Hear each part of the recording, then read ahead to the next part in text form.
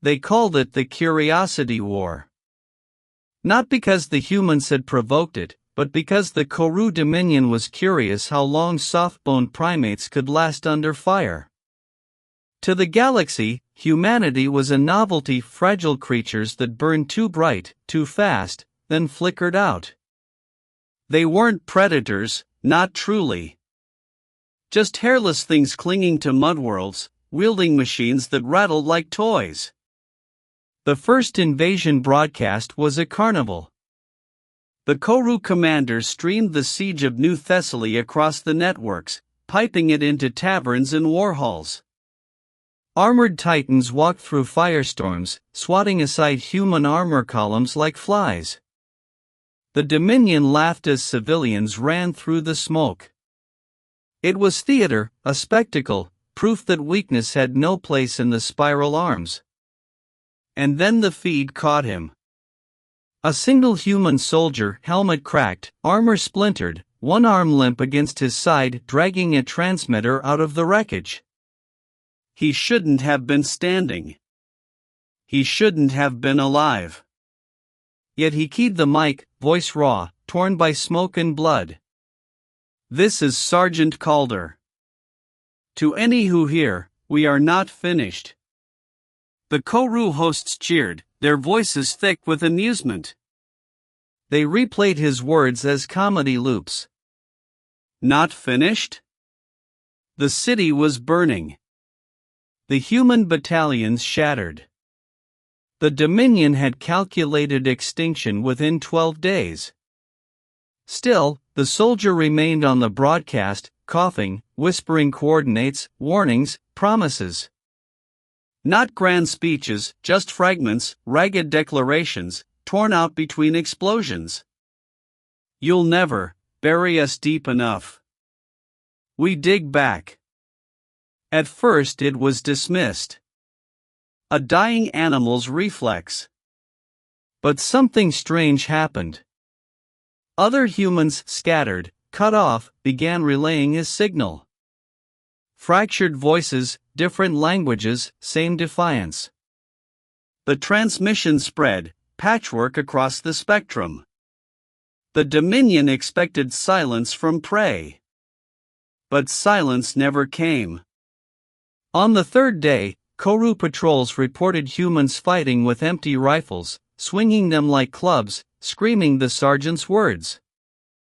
On the fifth, Dominion officers noticed unease among their own soldiers. Jokes about the last transmission began to curdle into mutters. Why wouldn't the primates break? By the seventh, the Dominion tried to cut the signal at the source.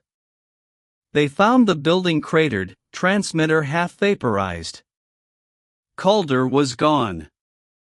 Yet the broadcast still echoed across subspace, distorted but alive. A ghost voice, repeating fragments, growing harsher, deeper. To any who hear, we are not finished. The laughter stopped. Because the Dominion had seen this before on other worlds, with other prey. Signals that lingered after death, but always glitches, echoes, machine artifacts. Never this steady. Never this clear. And then came the part that froze even the Koru admirals. On the 10th night, across 6 sectors, in outposts where no human had survived, the transmission changed. Static warped, voices bled together, and a new line emerged. They replayed it dozens of times, swearing it couldn't be real. But the words remained, cutting through the hiss of dying stars. We hear you too. The Dominion's analysts tore at the signal like carrion birds. They dissected waveforms, traced subspace echoes, compared against human encryption logs.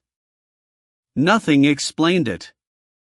Humans couldn't piggyback a broadcast across folded space without a hub array, and every hub in the theater had already been slagged.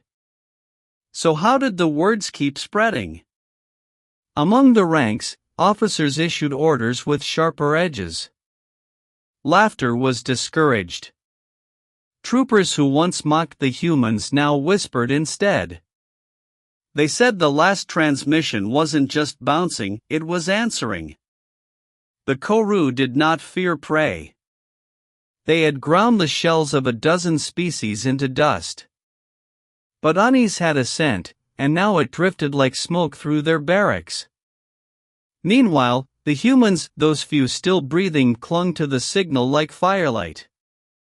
Shattered platoons turned their helmets to the static and heard Calder's voice cutting through, ragged, low, relentless. They took it as gospel. Dying men smiled through blood because the transmission promised one thing, that they were not alone. On New Thessaly-Sash plains, Dominion war beasts hunted down the remnants. A squad of Koru tracked 3 survivors through the ruins of a metro tunnel, their claws clicking on ferrocrete. One human lay collapsed, ribs heaving, too weak to lift his weapon. The Koru leader hissed, raising a blade. Then the voice rasped through every helmet, human and alien alike. "We are not finished." The wounded human grinned through broken teeth. He spat blood, shoved himself upright, and charged with nothing but a shattered knife. The Koru struck him down, but their formation wavered. They looked at one another, unsettled not by the man's attack, but by the certainty in his eyes. Far above, in the cold bridges of Dominion carriers, the admirals gathered. Their displays showed the broadcast pulsing across the arms like a heartbeat. No source could be pinned. It wasn't human technology, not anymore. Something had changed. "Then we silenced the witnesses," one admiral hissed. "Eradicate the breed before myth takes root." So began the purge orders. Scorched earth, no prisoners, no broadcasts. Silence by fire. But silence did not come. Because wherever humans were cornered, Calder's voice seemed to bleed through the combs. Not once, not twice, dozens of times. As if the soldier were everywhere at once. The Dominion burned 1,000 kilometers of forest to hunt a single platoon. They found only bones and ash. Yet their receivers still whispered, "We dig back." For the first time, commanders admitted what their soldiers already feared: they were no longer at war with just a people. They were at war with a story. And stories had teeth. On the 13th night, an encrypted Dominion channel, sealed, secure, inaccessible to human hands, crackled to life. Crewmen froze as Calder's voice pushed through their command net, raw and steady. "Do you hear me?" Alarms screamed. Firewalls buckled. The Koru scrambled to lock down the breach. But the words slipped past every barrier like smoke. "This is Sergeant Calder. To any who hear." The voice paused. Not static this time, not an echo. A pause, deliberate. Then, clear as a blade on glass. "We can hear you too." The Dominion had rules of war. Not laws were for weaker races, but rules of efficiency, honed over centuries. Rule 1: eradicate the voice. Every rebellion had a mouthpiece, and if you cut the throat, the fire died. But Calder's voice refused to die. Koru inquisitors replayed his words in chambers of iron and glass, dissecting each syllable. They mapped the tonal grit, the rasp of torn lungs, the pauses between coughs. Everything screamed of mortality. And yet, the longer they listened, the less certain they became that it was a man at all. Some swore the cadence shifted. At times young, at times old. Sometimes a whisper, sometimes a roar. Never constant, never still. One night, a Dominion corvette picked up the transmission from deep in the asteroid belts. The captain, eager to prove his worth, traced the signal to a hollow rock and ordered a landing. Inside, they found no transmitters. No humans. Only walls carved with words, dozens of them, scorched into stone by heat and blade. "We are not finished." The crew sealed the chamber, terrified. They destroyed the rock with torpedoes, but the message reappeared the next cycle, carved into a different asteroid. Meanwhile, on the ground, the humans fought like fire trapped under glass. Every time the Dominion declared victory, another ember flared, starved, half-dead soldiers bursting from ruins to strike and vanish. They fought without supply lines, without air support, without hope. Yet they did not stop. The galaxy watched in silence. Other species, long enslaved or broken by the Dominion, tuned into the forbidden frequencies. They heard Calder's voice, steady as the tide, and felt something stir. A word older than empires. Defiance. And the Koru knew it. They saw their Dominion trembling not from force, but from story. On the 18th night, a Dominion command ship intercepted the transmission again. The bridge froze as Calder's voice poured from every channel. "You think this ends with me?" The admiral's crest flared with rage. "Trace it. Now." But the signal wasn't alone anymore. Other voices bled in. A woman's laughter through broken calms. A child's whisper, steady as iron. A chorus of the dead. "We are not finished." Static surged, climbing, rising, until the ship's systems screamed.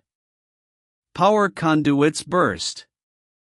Consoles went black. When the lights returned, the bridge crew stared in horror. Every screen showed the same image, a human soldier's face, helmet shattered, eyes shadowed. Calder, or something wearing his memory. The admiral roared for the system purge, but the crew hesitated. Because the image wasn't mocking. It wasn't pleading. It was watching. And then the voice cut through, quiet as breath. "You wanted silence." The ship shuddered. Alarms wailed. From the lower decks came the screams of soldiers tearing at their helmets, clawing at phantom sounds. Engineers swore they heard footsteps moving through sealed corridors. The admiral gripped the console, chest heaving, mandibles trembling. "What are you?" he demanded. The voice answered, slow and steady, as though it had been waiting for the question. "Human." The Dominion called for exorcists. Not priests, the Koru worshipped nothing but power, but specialists who purged corrupted code and silenced machine ghosts. They descended on the command ship like carrion birds, dragging cables, weaving firewall lattices, layering encryption walls 10 systems deep. None of it mattered. Calder's voice slipped through every barrier. Quieter now, more patient. It didn't shout, didn't threaten. It simply remained. A presence in the circuits. A pulse in the dark. The crew began refusing to sleep. Not because of orders, but because sleep brought dreams. In every dream, the soldier was there. Standing in ruins. Staring, waiting. And when they woke, the words bled from their own mouths unbidden, "We are not finished." Some slit their throats rather than dream again. Still, the admirals pressed the campaign. Pride could not bend before prey. They unleashed firestorms, vaporized cities, turned oceans into steam. And yet, every atrocity was followed by another broadcast. Calder, whispering through the static, as though each act of destruction only gave him more breath. The galaxy whispered too. Silent allies, long-broken civilizations, began to stir. On the shadow networks, smuggled recordings spread, the last transmission echoing in markets, in slums, in chains. Even those who had never seen a human felt their spines stiffen. If prey could rise, so could they. That terrified the Dominion more than any fleet. On New Thessaly's scarred plains, a Dominion captain led a company into the husk of a cathedral where humans had made their last stand. Burned pews, shattered icons, walls blackened with plasma. Yet one thing remained untouched, a cracked transmitter, still hissing with ghost signal. The captain ordered its destruction. A trooper raised a charge. Then the signal spoke, not Calder this time, but something else. A chorus of voices, layered and jagged. Men. Women. Children. An army of the dead. Do not look away. Every trooper froze. The captain snarled, striking the detonator himself. The explosion rocked the cathedral, fire swallowing the altar. Dust rained down, choking, final. But when the smoke cleared, the transmitter was still there. Intact. Hissing. The captain's mandibles quivered. He spat orders, voice cracking, but none of his soldiers moved. They were staring at the device as if it were alive. And then it spoke again, soft as a breath in their helmets. We are coming back. Panic broke them. Soldiers turned on each other, firing into shadows, clawing at their combs. The captain tried to rally them, but his command net was filled with a sound he couldn't silence, footsteps. Hundreds of them. Marching, relentless, drawing closer. The cathedral walls shook with phantom echoes. The floor trembled as though boots struck stone. The captain backed toward the exit, heart slamming, mandibles clicking in terror. He shouted to cut the channel, to burn the airwaves clean. But no one moved. Because in that moment, every trooper realized the truth that no admiral dared speak. The humans weren't fighting to survive. They were fighting to haunt. The Dominion began to fracture. Not on the battlefield, no, their armies still marched with mechanical precision, but in the shadows of their own minds. Commanders executed soldiers for whispering the words. Families of officers demanded answers when their kin woke screaming Calder's name. Entire ships drifted off course because their crews swore they heard footsteps in sealed decks. The admirals forbade mention of the transmission. But silence only fed it. Meanwhile, in the rubble, the humans fought on. Not many, barely enough to call an army, but each one carried the voice like a banner. When a squad was cornered, their last act was to broadcast Calder's words. When a soldier fell, their dying scream fused into the static, adding weight to the chorus. A Dominion patrol captured one alive. Broken, half-blind, ribs splintered, the human should have been begging for death. Instead, when the Koru commander leaned close and hissed mockery, the man smiled with blood between his teeth. You'll hear us forever. He died smiling. The commander strangled him in fury, but the words still echoed in his mind. The Dominion's greatest weakness was never their claws or armor, it was memory. They were predators who believed in clean kills, in prey that died quick and silent. But humans refused that role. They died loud. They died stubborn. They died leaving echoes that would not fade. On the 21st night, the transmission reached beyond the warfront. Civilian worlds tuned in by accident, miners, traders, scavengers. They heard Calder's rasp, battered and relentless, repeating the same truth. "We are not finished." Some laughed nervously. Others felt a chill they could not name. And then the words changed again. This time, no cough, no stagger. The voice was iron. Clear. Purposeful. "We remember." Across Dominion command nets, officers froze. Because remembering was dangerous. Remembering meant revenge. And the voice carried not just human memory, but something larger, like the galaxy itself had taken breath. The admirals convened in a chamber of black stone. Their claws scraped the table, their voices low and urgent. They could not explain it, but they understood the danger. If prey could become myth, if myth could spread, then the Dominion's rule was already rotting. One admiral dared to speak what others would not: "Perhaps we misjudged the breed. Perhaps extinction is no longer possible." The silence that followed was heavier than any gunfire. While they argued, their fleets bled morale. Soldiers fired too quickly, seeing humans in every shadow.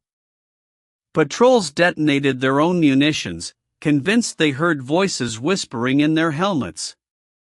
Even victories felt hollow, because each burned city seemed to scream louder. And then came the proof no one could ignore. In orbit above a dead colony, Dominion interceptors picked up a direct hail. Human encryption, human tone. They opened the channel expecting survivors to crush. Instead, the feed showed Calder. Clearer than ever. His face shadowed, his body scarred, but his eyes burning steady. "This is Sergeant Calder," the image said. "To any who hear." The interceptors fired instantly, missiles tearing through the void. The signal vanished in flame. But when the shockwaves faded, the voice still filled their calms. "Calm. Unshaken. We are coming for you." The Dominion's fleets scorched world after world, but the voice only grew stronger. Calder's image appeared in places impossible, on secure military relays, on civilian feeds, even etched into the flicker of navigation lights. Engineers tore apart systems, convinced of sabotage, yet no devices were found. It wasn't a signal anymore. It was a contagion. The galaxy began to whisper. Slaves on distant moons repeated the words under their breath. Traders scrawled them in cargo bays. Children in chains whispered them to their mothers at night. The Dominion tried to stamp it out, but every time they crushed one spark, 3 more flared in its place. The humans had become more than prey. They had become a story. And stories were impossible to kill. Still, the admirals pressed forward. Pride and terror drove them in equal measure. They ordered entire sectors cleansed, not of humans, there were too few left, but of witnesses. The logic was brutal: burn the galaxy clean, and perhaps the echoes would fade. It did not work. On the 25th night, a Dominion battleship entered orbit above a husk of a mining world, intent on erasing every trace of human resistance. The planet was already dead, its surface cracked and lifeless. No human could have survived. Yet the moment the ship's guns lit, the bridge went dark. Emergency lights flickered. Consoles froze. Then, from the intercom, Calder's voice rolled through the corridors. "You hear us? Good." Crews screamed. Some tore off helmets, convinced the sound was inside their skulls. The captain roared for silence, for control, but the words would not stop. They came from everywhere, walls, floors, even the metal groaning underfoot. We are still here. In the dark, footsteps echoed. Slow. Steady. Relentless. Soldiers fired blindly down corridors, their plasma bolts carving only shadows. Yet the steps came closer, each one measured, each one heavier. The captain fled toward the escape decks. Behind him, the screams of his crew rose and fell like a tide. By the time he reached the airlock, silence had returned.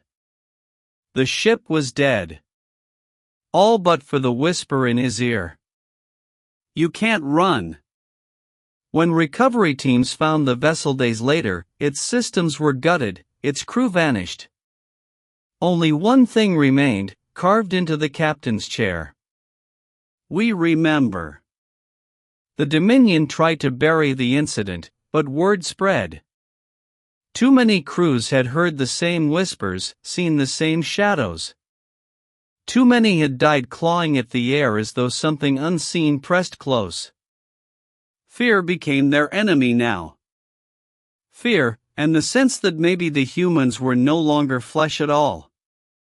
In the war halls, the admirals broke their silence. One by one, they admitted the thought none dared voice before: Calder's transmission was no longer human. It had become something else. But what? The answer came on the 30th night, when across 6 sectors, every channel lit up at once. No static, no distortion. Just Calder's voice, clear and sharp as a blade. Do you want to see us? No one answered the question. Not at first. Not the admirals in their black stone chambers, not the soldiers trembling in their bunks, not the slaves clutching smuggled receivers. But the galaxy listened. And Calder spoke again. You've heard our voices. You've felt our footsteps. Now look. Across 6 sectors, Dominion warships suffered simultaneous blackouts. Displays cracked into static, then bled with light. Crews clawed at their controls, but the images burned through every screen, unstoppable. They saw humans. Not alive, not exactly. Images of soldiers, broken and bleeding, standing in ruins. Some burned, some torn, some little more than shadows of bone and ash. But every face stared back. Not pleading. Not afraid. Just watching. On one carrier, a pilot screamed as his dead brother appeared on the glass of his visor, eyes hollow, mouth whispering the words. We are not finished. He tore his helmet free, choking, but the face remained burned into the metal. The admirals declared it hallucination, a viral echo infecting systems. But soldiers knew better. They had seen prey before, prey that died, prey that begged. This was different. The humans weren't begging. They were haunting. Rumors spread like fire. Entire regiments refused deployment, convinced the humans would follow them into the void.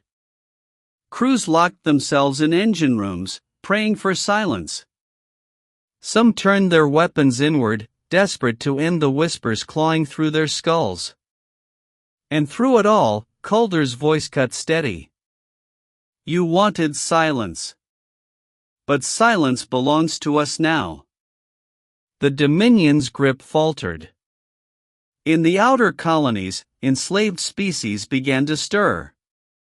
Shackled miners carved the words into stone. Smugglers carried the broadcast through forbidden lanes. For the first time in centuries, the Koru's empire felt the weight of resistance building like a tide.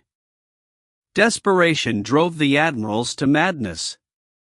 They ordered a weapon built a beacon to drown out all frequencies, to burn every wave with Dominion silence. A machine the size of a moon, designed to erase not just signals but memory itself. They called it the Null Star. It was lit on the 35th night. For a moment, it worked. Across the sectors, the voices dimmed. Static swallowed Calder's rasp. Screens cleared. Soldiers felt the phantom footsteps fade. The admirals roared triumph, claws slamming against iron tables. They had done it. The story was erased. But then the stars went dark. Across the skies of 6 sectors, suns flickered out, as though someone had drawn a curtain across them. Fleets staggered in confusion. Navigation collapsed. And in the darkness, every comb lit again, not with one voice, but with thousands. Men. Women. Children. Soldiers. Civilians. The entire weight of a species, rising through the void. We remember. The admirals froze, mandibles quivering. Because the voices weren't just human anymore. They carried echoes of others, species long broken, long silenced. As if the humans had become a vessel for every prey that had ever fallen. And then Calder's voice cut through, calm and merciless. You wanted to see us. Look behind you. On the bridge of the Dominion flagship, every officer turned. Instinct, not reason, an animal reflex to the words.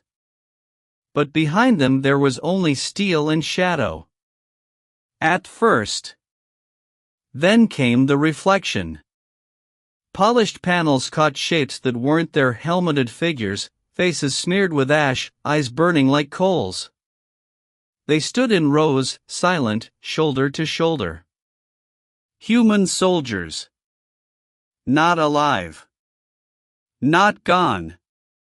The crew froze, mandibles clattering, claws trembling on their weapons. Plasma bolts tore through the air, burning the walls, ripping the shadows apart. Yet every time the fire faded, the figures remained, closer now. Watching. On other ships, it was the same. Ghost battalions marching through the reflection of glass and steel, footsteps thudding in corridors where no boots should fall. Engineers swore they felt breath on their necks. Medics tore out their earpieces to escape whispers in the dark. And Calder's voice wove through it all. You thought we were prey. You thought we would beg. But we do not beg. We endure. The admirals howled for retreat. But retreat to where? The voices followed into hyperspace, threading through the folds of transit itself. Crews felt themselves chased by echoes in the void, shadows pacing their vessels through the stars. One admiral demanded proof, flesh, bone, something to kill. He ordered his Marines to board a drifting freighter that carried the broadcast. The Marines descended in full armor, claws tearing through rusted doors. They expected corpses. Instead, they found carvings. Walls etched with human words and languages they could not read, every surface grooved with the same phrase, "We are not finished." And in the center of the hold, a transmitter. Old. Cracked. Still hissing. The lead Marine reached out, claws clicking on the dial. The signal sharpened. Calder's voice filled the chamber.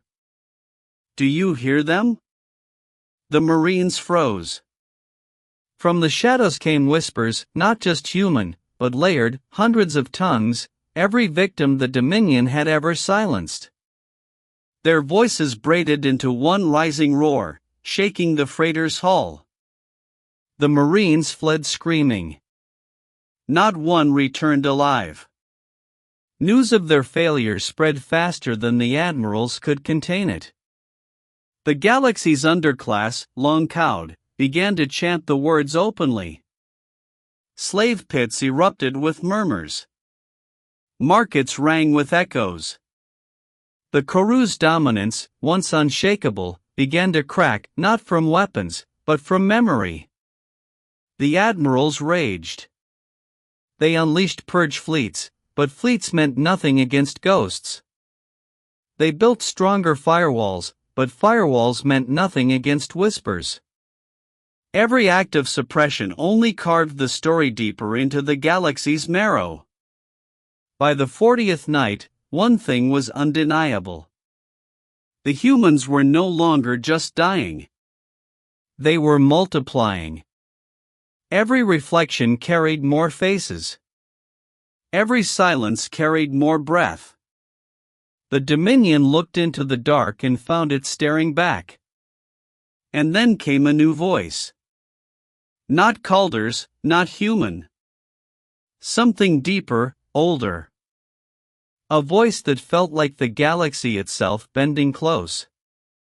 It spoke only 3 words. We are coming.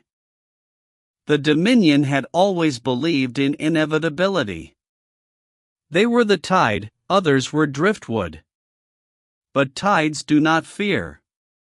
Tides do not wake in the night to the sound of boots on steel, to whispers seeping through their own skulls. Now inevitability belonged to someone else. Entire fleets went silent, not because of battle but because their crews tore each other apart. Admirals sent orders into the void only to receive their own voices back, twisted with Calder's rasp, "We are not finished." Some destroyed their comms, smashing consoles with claws slick with panic, but the words kept bleeding through, etched in hull plating, burned into retinal displays, muttered in their own dreams. The Null Star weapon, their great silencer, lay dead. It hung in orbit like a gutted moon, its core shattered from within. No fleet admitted responsibility. Some whispered that humans had sabotaged it. Others knew better, the story had grown teeth, and it had devoured the machine whole. On the 40th night, slave revolts broke out across 3 sectors. Shackled miners overran their overseers, chanting in broken human syllables. We, not finished. Children scrawled it in blood across stone. For the first time, the galaxy saw that defiance could spread faster than fire. The Dominion cracked down with brutality unmatched. Cities were glassed, populations culled, whole worlds erased in storms of plasma. But every massacre birthed more voices. Every scream of the dying seemed to braid into the transmission, strengthening it, feeding it. The admirals gathered in desperation. Their chambers shook with arguments, mandibles clattering, voices cutting. Some demanded retreat, pull the fleets back, cut off infected sectors, burn every trace. Others called for escalation, poison suns, scour planets clean, salt the galaxy itself if needed. None of it mattered. Because as they argued, a sound began to creep into the chamber. Slow. Steady. Footsteps. The admirals froze. They were sealed in a fortress of black stone, surrounded by guards, yet the sound grew louder, echoing against walls no boot should touch. Then came Calder's voice, cutting through their private net, close as breath in the ear. You wanted to see us. The walls trembled. Torches guttered. And in the dark corners of the chamber, reflections stirred, faces staring from polished obsidian, row after row of human eyes. The bravest admiral roared and struck the wall with his blade, shattering the stone. Dust rained down. For a moment, silence returned. Then every shard of obsidian bled with light. And in each fragment, the humans stood. Soldiers. Civilians. Dead and unbroken. Their mouths moved together. We remember. The admirals fled in panic, their authority shattered. Guards abandoned posts, some firing wildly at walls, others clawing at their own eyes to escape the reflections. The Dominion's core, once unshakable, was unraveling in madness. And across the galaxy, the voices grew bolder. Not whispers now, but open roars. Whole populations shouted Calder's words into the night sky, daring the Dominion to silence them. On the 50th night, for the first time, the transmission changed again.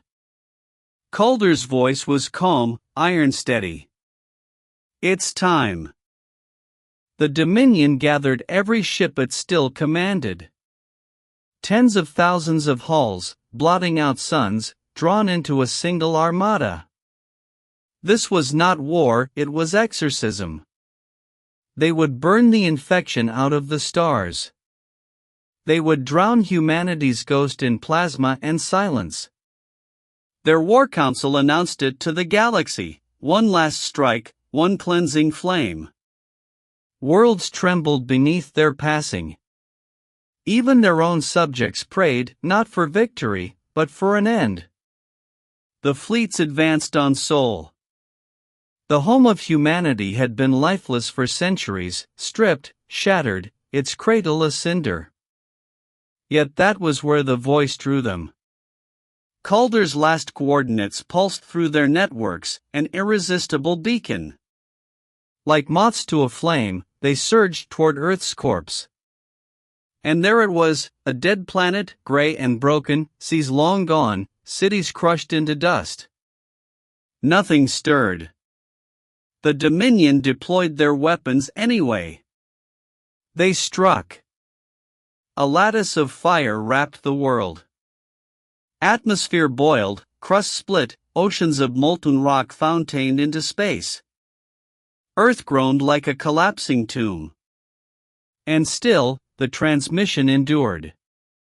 Louder. Clearer.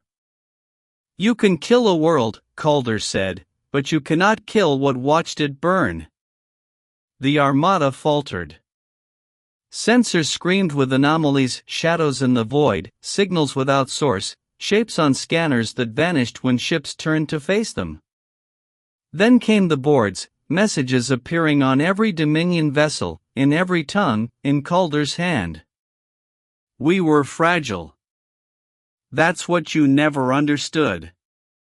Fragile doesn't mean weak. Fragile means hard to kill. Ships began to fire on their own. Some detonated reactors rather than hear another word. Others tried to run, only to find their drives offline, overridden by voices that should not exist. And then, across the ash-choked orbit of Earth, the impossible happened. Figures appeared. Not fleets. Not armies. Just humans. Standing in vacuum as if it were soil, eyes burning with light not of flesh. Soldiers. Civilians. The forgotten billions. They rose from the ruins, one by one, a tide of the dead. Their mouths opened together. We are not finished. The Dominion's Grand Armada, built over centuries of conquest, collapsed in minutes. Crews tore themselves apart. Admirals clawed their way into void space. Captains screamed until air failed. The transmission drowned them all. When it ended, there was silence. Earth was gone, truly gone, broken into a drifting ring of stone. The fleets were wreckage. The Dominion's heart had been ripped out by the very thing it tried to bury. Across the galaxy, subjects rose in revolt. Chains shattered. Garrisons fell. The Dominion had no voice left, no center to command it. It crumbled like a carcass under scavengers. And above it all, Calder's broadcast lingered, no longer a whisper but a law carved into the stars. Remember us. Fear us.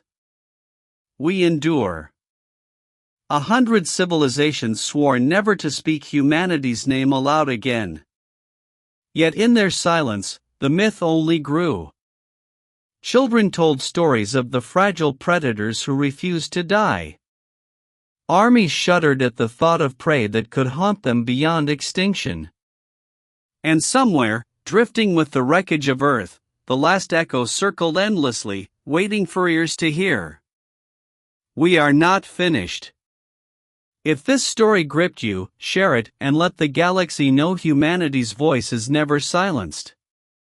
Subscribe, because the next war isn't over.